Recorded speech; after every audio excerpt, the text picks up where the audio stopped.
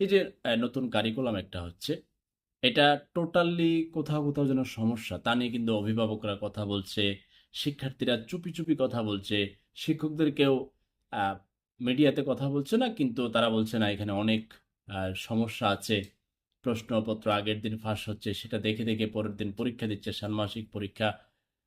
তারপরে দেখে দেখে লেখা কত কিছু সমস্যা কিন্তু বারবার অভিভাবকরা উপস্থাপন করার চেষ্টা করছে, কিন্তু সেখানেও অপব্যাখ্যা দেওয়া হচ্ছে যে একটা গোষ্ঠী, একটা এটা এভাবে আর মূল্যায়ন করবেন না। কোনো আন্দোলনকে, কোনো যৌক্তিক দাবিকে কেউ তুচ্ছতাচ্ছিল্য করবেন না। সবাই পলিটিক্সের গোলামি করে না। সে এদেশের নাগরিক, স্বাধীন সার্বভৌম একটি বাংলাদেশ, স্বাধীন বাংলাদেশ, তার মতামত পেশ করার অধিকার আছে, তার যৌক্তিক দাবি আদায়ের জন্য সে সঠিক নিয়মে কোনো ধরনের ঝামেলা না করেও আন্দোলন করা, অহিংস আন্দোলন করার তার অধিকার